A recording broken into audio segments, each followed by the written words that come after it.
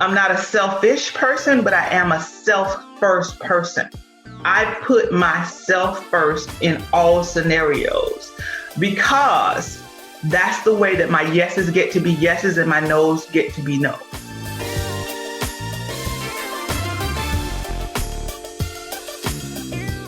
You're listening to the Redefining Wealth podcast with Patrice Washington. In today's episode, we sit down with leadership mentor Varian Brandon. She's here to teach us all how to commit to our truth.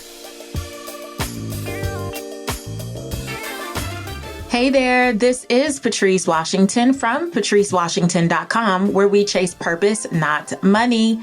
Welcome back to a brand new episode of Redefining Wealth. I am so excited to keep this incredible women series going. And boy, do I have an incredible woman for you. If you are an OG listener or a purpose chaser, you know who you are. Thank you for coming back week after week. And thank you for the incredible reviews. I love reading the reviews every week. Please keep them coming. If you've been listening for a while and never left a review, I really would appreciate if you did, because it helps more incredible people find us. And speaking of incredible people finding us, if you are brand new to Redefining Wealth, you might be wondering, this committed to truth, what's that about? What's that have to do with finances? Oh, my friend, it has so much to do. You're in a different space now. So this is not your typical or average personal finance show.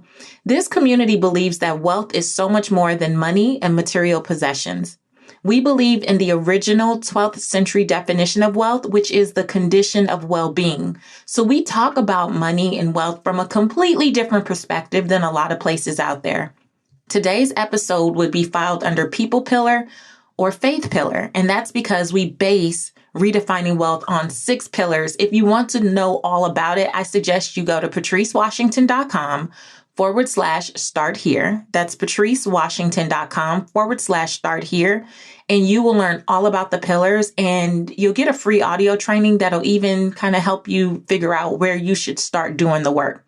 Because we all need to do a little work. Because the truth is, when we don't get clear on these pillars and how they really contribute to how we live our life, we don't understand the impact it has on our finances, no matter what goals you set for yourself at the beginning of the year. Okay. Now, this episode is going to be, it's going to be a game changer if you are a people pleaser. If you are recovering from people pleasing, if you are recovering from saying yes just to say yes, even when you want to say no, if you are just really dealing with boundaries and inability to put proper boundaries in place, Varian is about to set you free, okay? I am going to listen to this episode myself a couple times because, man, nobody puts it down like Varian. So let's just jump in. Let me tell you a little bit more about her. Varian Brandon works with high achievers, top leaders, and ambitious entrepreneurs who are craving the next level and know they're the only ones standing in the way. She knows she was born to liberate leaders who are ready to expand the borders of who they are and shatter the picture of who others think they should be, so they can create success and significance according to their own agenda, in their own way, and leading with consciousness and authenticity. Varian's superpower is being a very intentional truth teller and teaching others what it really means to lead bravely and access the courage to do the next brave thing. Without further ado, here's my girl, Varian Brandon.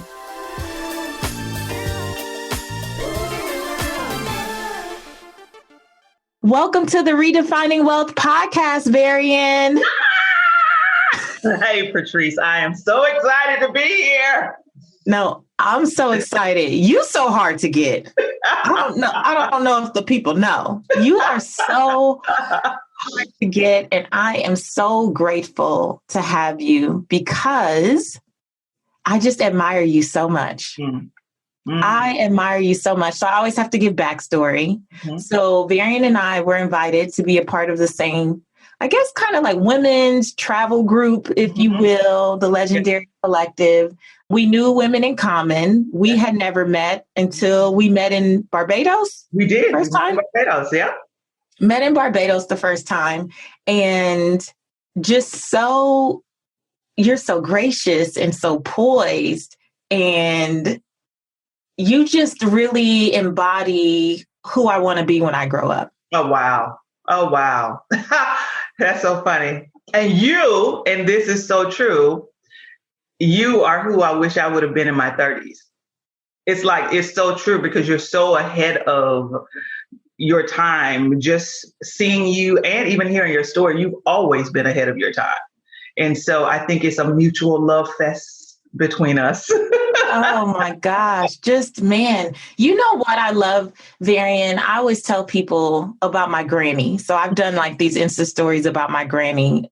Tall, strapping, 6'2", Belizean grandma that would tell you like it is, right? Like she let her yes be her yes and her no be her no, and be completely okay with that. And you remind me of that, but you put grace on it. Like you have a little tact to it. that has definitely been learned. That has definitely been learned and cultivated over the years. So I want to go back. I want to learn more actually, because I know you as entrepreneurial Varian, and I met you, I guess, at the beginning. You did of your entrepreneurial venture. So let's go back to who you were before then and how you became this amazing, tell it like it is, give the people the truth on Facebook Live every day. You are the first. If I do go to Facebook, you are the first person I see. That people are probably like, she always on Facebook. No, only for Varian. Right? So who was Varian before this version? I will go back. I'll go way back. I'll go back to being a little girl growing up here in Orlando, Florida. I am the youngest of 3 girls. My father died when I was 9 years old.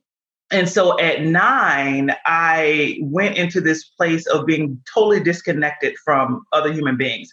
Now, of course, at 9, I wouldn't have known to language it out like that. But looking back, the only way that I knew to preserve myself and to not feel that type of pain again was to say, you know what? I won't connect to any human beings. And therefore, if they leave, I won't feel that type of pain.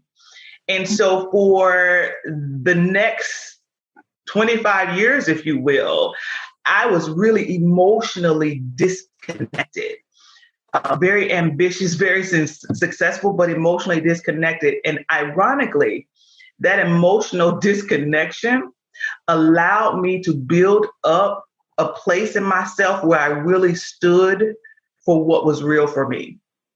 And I had no qualms about sharing it with the world. In my corporate career early on, I look back now and I think about, boy, some of the things you said and did were so crazy, because I've always been committed to truth, but I've not always known how to be in truth and deliver the truth in a way that it served other people. I was always early on about serving myself with the truth. And then I learned and cultivated in a way where I can serve other people with the truth as well. So it's not selfish and self-serving, but I think having that time of being emotionally disconnected, one of the ways that it served me, despite all the ways that it didn't serve me, was I really cultivated a commitment to the truth, because it didn't matter if you didn't like it. It didn't matter if you thought it was wrong. It didn't impact me. And so one of the weird benefits of going through that season was that I really cultivated that place of truth. And so now I use it for good. That's why I tell people I use my power for good now. So how did you transition though? At what point did you recognize that it was at 9 years old that, you know, this experience happened and shook you up and created that disconnect? And what helped you get past that? What helped me, what really jolted me into beginning to change, this is so strange, is when Princess Diana died. In 1997, which of course I knew who she was, but I'd never been a fan of the royals or anything like that. You just know who they are. But when she died, I was like mesmerized and drawn into, because if you remember, it was 24-hour coverage about her death and the funeral and all the things. And so I was mesmerized and really drawn in. I sat in front of my TV for days on end, watching everything about her, because to see people from around the world fly into London to lay flowers at her home, people were distraught that this woman was dead. And I thought, and I was 27 then, and I said, wow, this whole world mourns because this woman is dead.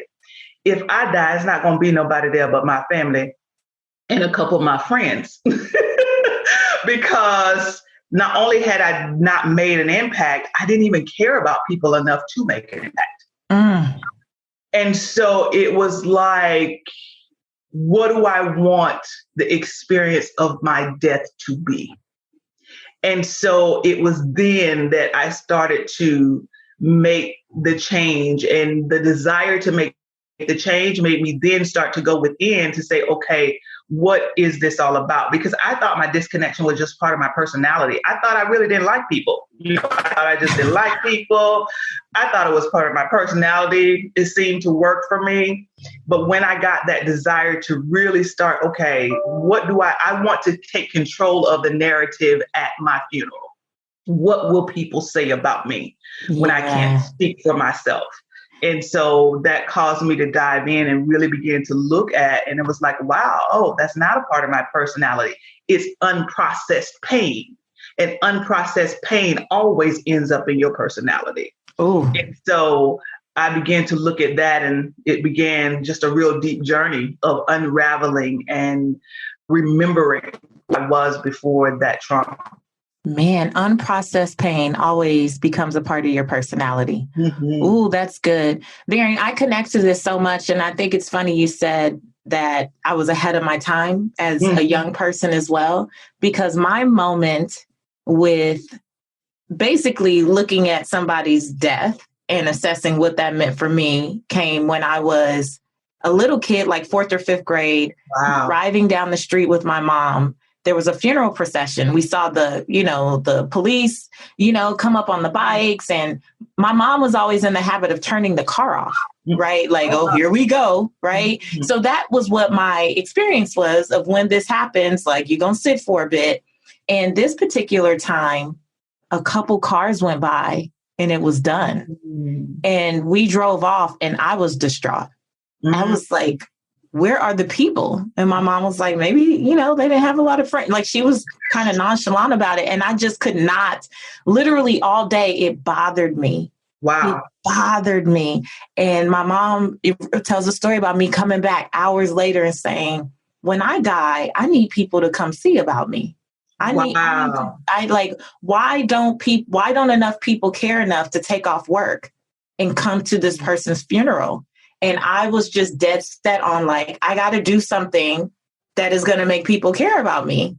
And that is basically great. Wow. Yep. How I've lived my life. Because by then I had got in my head that it was my responsibility to always help people when I could tell they were struggling with something. Mm-hmm. My 1st grade teacher shut me down one day, Ms. Boynton. I was in the habit of always raising my hand. I knew all the questions. I knew all the answers, Mm-hmm. And Miss Boynton just one day, Miss Cunningham, put your hand down. And I was like, what's wrong with her? I know the answer. I was mad. I threw my head on the desk. I was, put my head down. I was mad. Like, how dare she? She kept me in at recess. And she said, when you know something, it's your responsibility to help your friends. It's not enough that you know. You have to help other people. So defining moment change, like literally I made it my business. Like, oh, you don't know what's going on? Let me help you because I've been done. Right. Because that is your essence. That is your essence. Pretty much like, oh, you don't get, okay, let's stop. Okay. Well, here's what I'm learning or here's how I'm doing it. I don't know if it's the right way, but it's been working. So let me share it. I got that in 1st grade. And then in 5th grade, made the decision that somebody needs to care when I die. Everybody needs to be taking off work to come to my funeral. Take off work, send my daughter a few letters, give her some DMs about what her mom did. Like that was literally, it has been how I have lived my life. Like, I just want to make a difference, make that dash count. But I didn't know about Princess Di, but I did know about Nipsey Hussle. Oh, yes. And that let me tell you, Nipsey Hussle, if you guys don't know, is a rapper, West Coast rapper who actually grew up in the neighborhood, basically adjacent to mine, in South Central Los Angeles. And I was just I don't know. I felt so appreciative of how much you appreciated his life, even though you didn't quite know who he was before his death. And now I see there's something there too, from Princess Di to Nipsey Hussle. Yes. How did that happen? Yeah, that man, his life has really shaken me. There is not a day that goes by that I don't think about Nipsey Hussle. And it's so amazing because it was unreal for me that I could grieve somebody's death so hard who I didn't even know before he died. But diving into his death, because I didn't know who he was, and I just, when he died, saw all of the hoopla, and I was just like, okay, who is this guy? And when I saw one interview, it led me down the rabbit hole because I was like, who is this man? And part of it is just the whole transformation of who he used to be. But one thing about it that he did on his journey the whole time, he was true to whoever he was in the moment. He was true to whoever he was in the moment. And he was so intentional about it wasn't just for him. And it's like a man who comes from that, a man who's so young, a man in that culture that society tends to think this outlier, urban, not useful for a lot of things culture. But listening to him, I saw me in him in a weird way. And I carry him on a daily basis because it's such a loss to the world, I believe. And it just really started to show me that we don't know people. We think we know people. We think we know people by what they look like, what they do, where they come from, what they've done. And it's like, we don't know people at all. And it's like, I don't have the full breadth of the vision yet of why I'm so connected to him. But what I do know is that my life is different because throughout the day, sometimes I'll be like, oh man, Nip, because I just want him to be alive so bad. But then I'm like, if he was alive, I wouldn't know him. So I'm just caught in that crossfire of it. So, and it just stretched me and it even broadened me because I don't even listen to that kind of music. That's the thing that got me. I was like, no, I know this ain't Varian speed. I don't even listen let's be clear. Varian is a church girl through and through. when we have been on our trips, Barbados, Belize, wherever, Varian will be like, no, I don't curse. No, I just don't do it. And I don't do it at church. I don't do it in front of my mama. I just don't do it. Right. So when I start seeing you even went to the marathon. I went to the marathon store. She made a video about it. I made a video about it. I've listened to so many of his songs because if you listen beyond the language, it's amazing. He's telling his story, but it's so much value in those songs. And I can see how the people who do listen to that kind of music, why he impacted them so. Because it's packaged in his culture and it's packaged in all the stuff. But if you can listen beyond that, there's so much value in it. That really makes me think of just in general listening beyond. I think that people get so caught up in the messenger that, or the culture that the messenger may represent, that they just refuse to acknowledge the breadth of the message. Right. And one of the things that I admire about you did something with your retreats. So you do these retreats, sold out events, intimate events. And I just love like watching you go through that process and the whole thing. But one thing that you did that I was like, she really is committed to her truth. And you encouraged my soul, my being.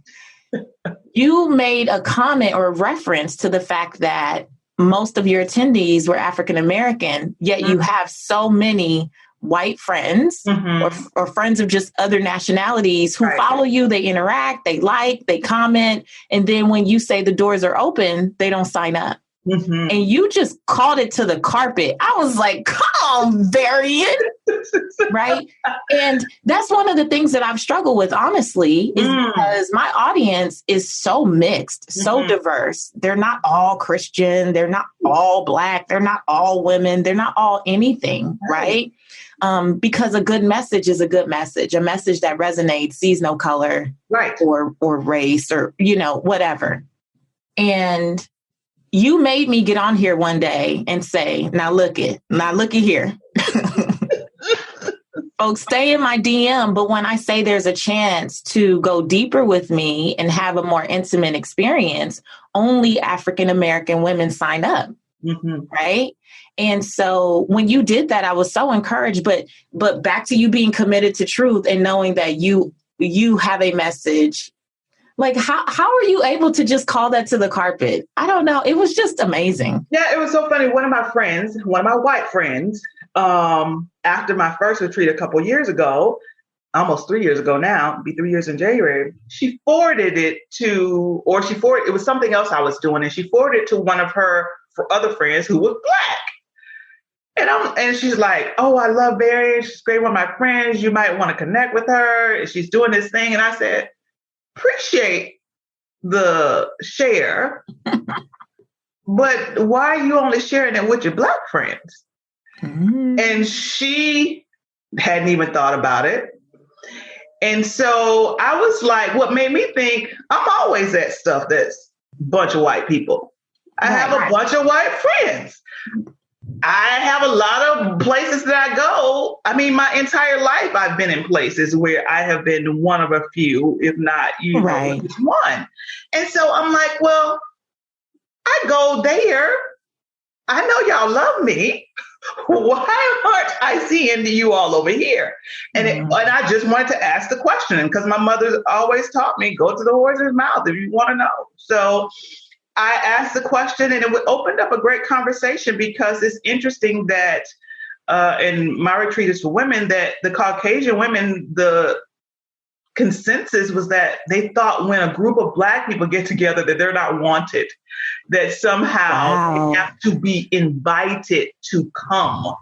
And so that's why what you saw was like, okay, well, this is the open invitation. Anytime I do anything, everybody's welcome. You don't need a formal invitation. Everybody's welcome.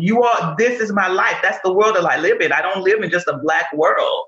I live in, like you, Patrice, a world with all types of people. Yeah. And I was so pleased that following retreat, a third of the women were non-Black. That is amazing. I was so, and then this one coming up is the same thing. And so I was just so pleased. But if I didn't say something or ask or even talk about it, it would have been a repeat of the same thing. And I'm of the belief that any and everything can be said. It's just how you enter the conversation. I don't believe any topic is off limits. I know you don't, because I've seen you in the wig shop on your... I've seen you in the wig shop on your Facebook Live. I'm like, Varian.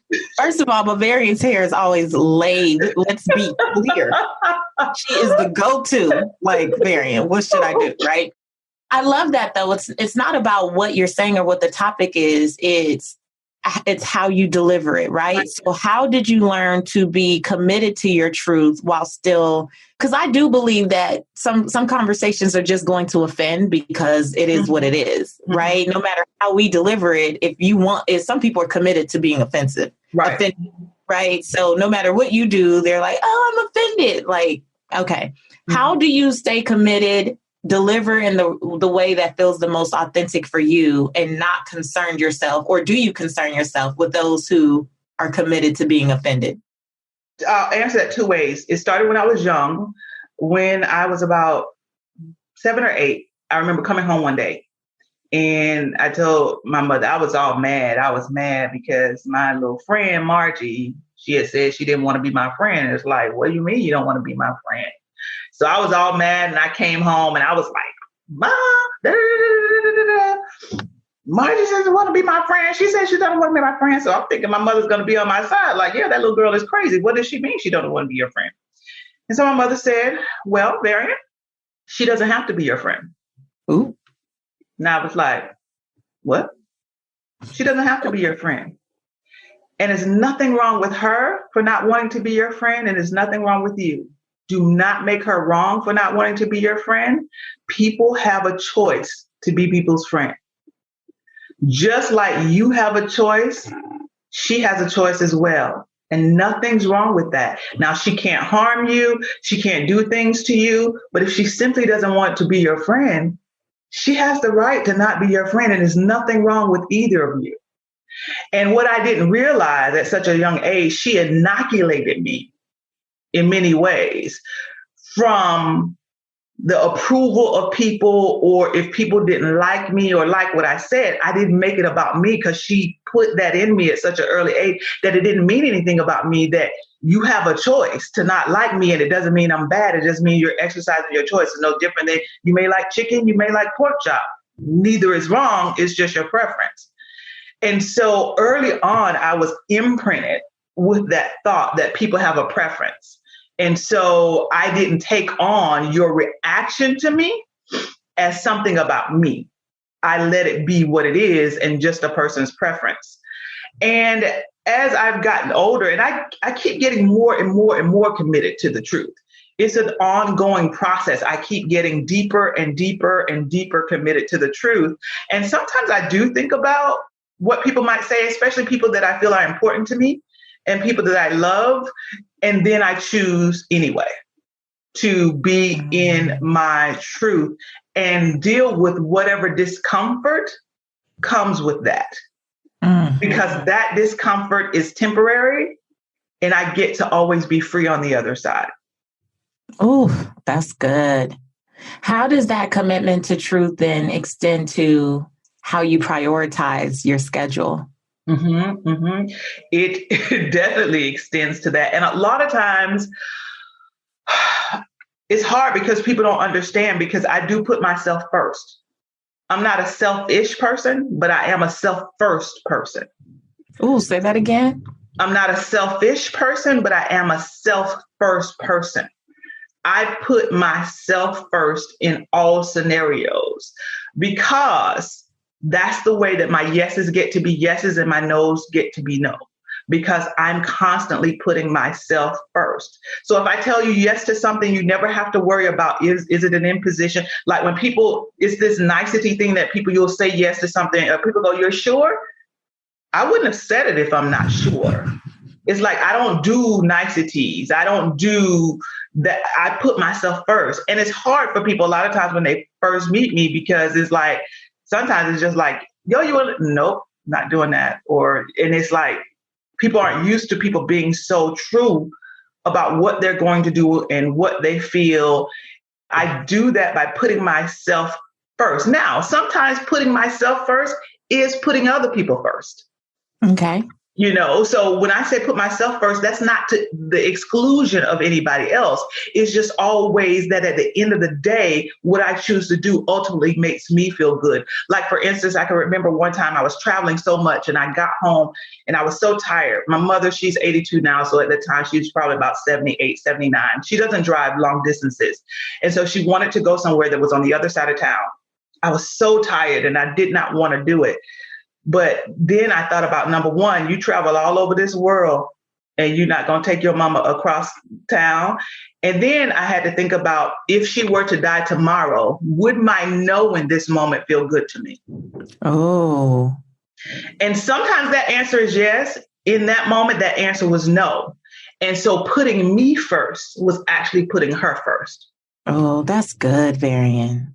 And so that's when I say that, sometimes that I put myself first all the time. So that sounds strange to people. They're like, well, you can't always put yourself first. Yes, you can. And sometimes putting myself first will look like I'm putting someone else first. But that's totally at my choice, my desire, and my decision. Is never moving because somebody else wants me to do it. How do you even manage that with clients? With, when people kind of feel like, well, I'm paying you. Right. And so I got to be first at all times. Like, how are you able to create these personal boundaries, it sounds like, in other areas of your life? Particularly, I'm thinking like with work.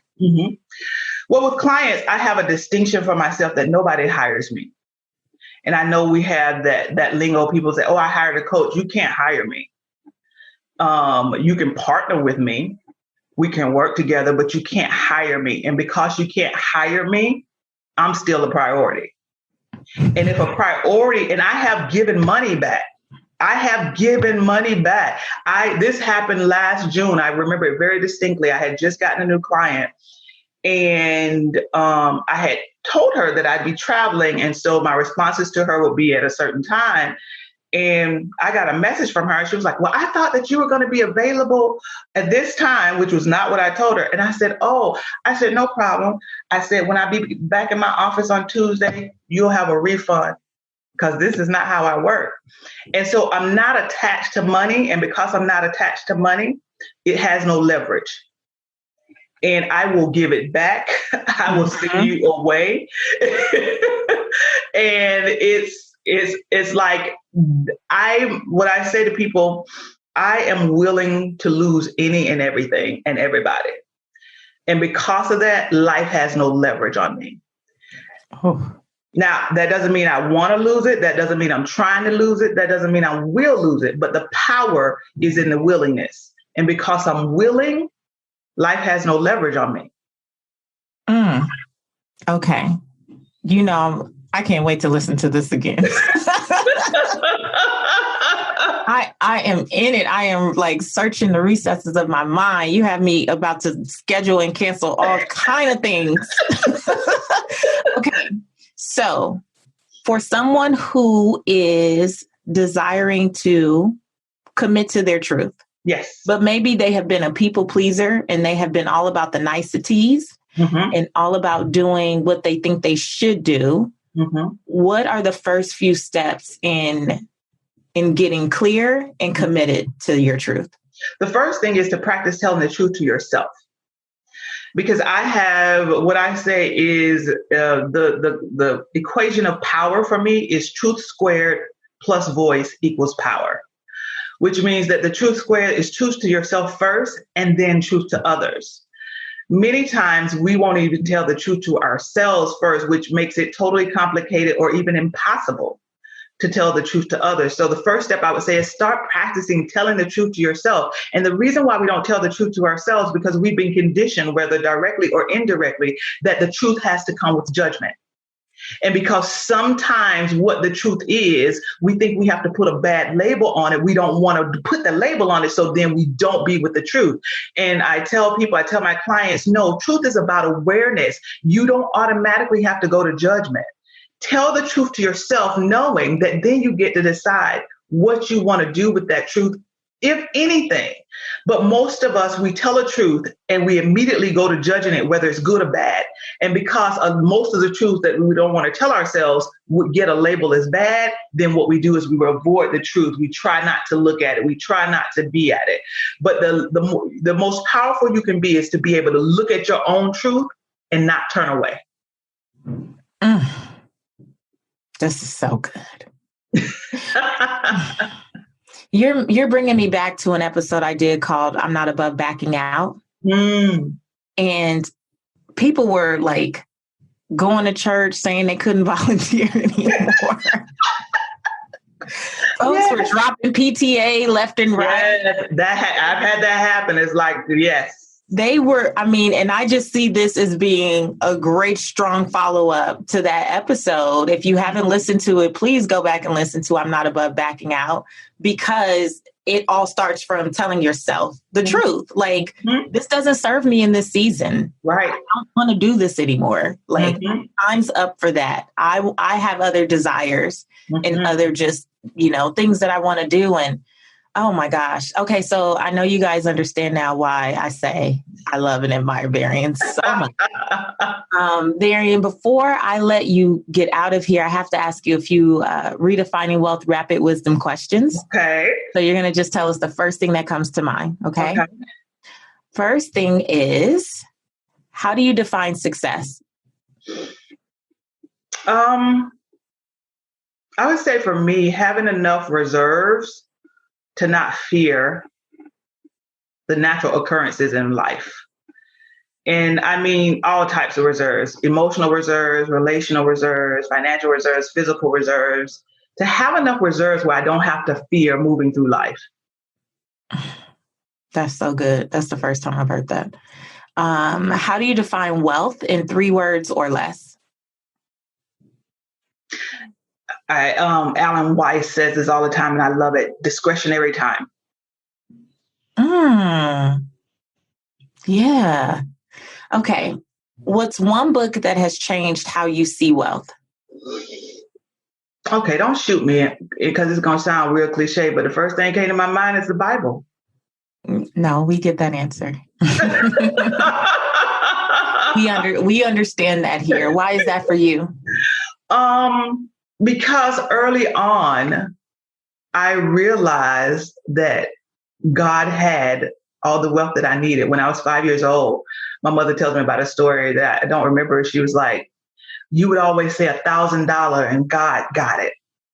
That you wanted $1,000 and God got it. And as I got older, I really realized that He did and does give us the power to get wealth. And so He is my partner in this wealth building process. And I take Him at His word. Amen. And here's the last question. You're going to fill in the blank. Mm-hmm. My name is, and for me, the truth about wealth is. My name is Varian Brandon, and the truth about wealth is that it doesn't discriminate. It moves in the direction of value and visibility. Varian, this was so good. Thank you so much. I so love this. Love it, love it, love it.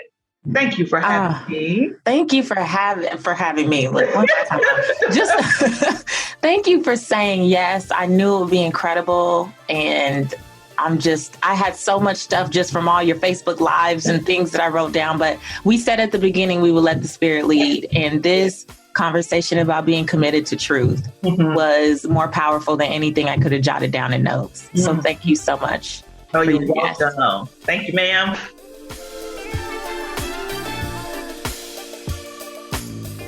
All right. Didn't I tell you? Did I not tell you? Varian is so good. But let me tell you, this is what it's like to talk to her. To just hold any level of conversation with her. This is what you get. I just feel incredibly blessed to have her in my circle. She has taught me so much. Even the selfish versus self first has really set me free in a lot of ways. And like she said, when people are not used to that, it can do a little something. I'm still at the point of learning how to make sure that that my delivery is correct. But at the end of the day, I want to commit to my truth no matter what. And I want you to remember what she talked about, that it's okay to choose. Like, nothing is wrong or right. It's literally just a choice. It's also okay to give other people the dignity of their own choice, right? People deserve the dignity of their own process. So especially in a season like this, I see a lot of shaming around how people are handling this COVID-19 crisis. You know, there's people on one hand online like, let's go hard, let's do it. There's other people who are like, let's rest. You don't have to go hard. And both are true. Some people, the way that they cope is to go hard. For some people, the way that they cope is to take it easy. Nothing is wrong. Nothing is right. It's literally a preference. So let's give people the space, right, to move through this thing how they need to. And if you are someone who's struggling with people trying to tell you how to feel in this season, you have the right to commit to your truth. Commit to what feels good for you right now. Commit to what would bring you the most peace right now. Commit to your own process. And as Varian says, commit to your own truth, right? There's no right or wrong. Literally just do what feels good for you.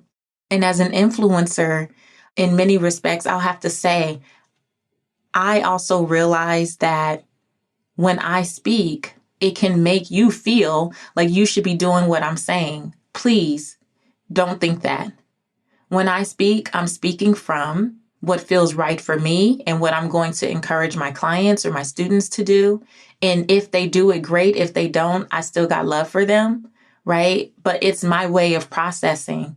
But there's a balance there that people don't see, right? My truth is that, yes, I'm still going to move forward with my programs, with Purpose the Platform, with Command the Stage. I'm still doing the things that I do, but I'm also spending several hours a day not doing any of those things. Being a mom, being a wife, being a friend, checking on people, taking naps, right? Whatever your process is, commit to your own truth. I just hope that you'll take that away today. Don't get so consumed with what any one person is posting anywhere. Do your thing. You know what works for you. So make it happen. I hope that helps. I hope you enjoyed Varian as much as I did. Varian is really active on Facebook. There will be a link in the show notes to her Facebook page. You can also find her on Instagram. Check the show notes for all the links on how you can connect with Varian. She's absolutely incredible.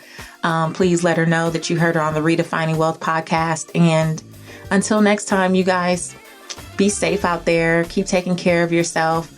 If you want to connect with me in social media, that's Seek Wisdom PCW, Seek Wisdom PCW. And until next time, I want you to go live your life's purpose, find fulfillment, and earn more without ever chasing money. Talk to you later.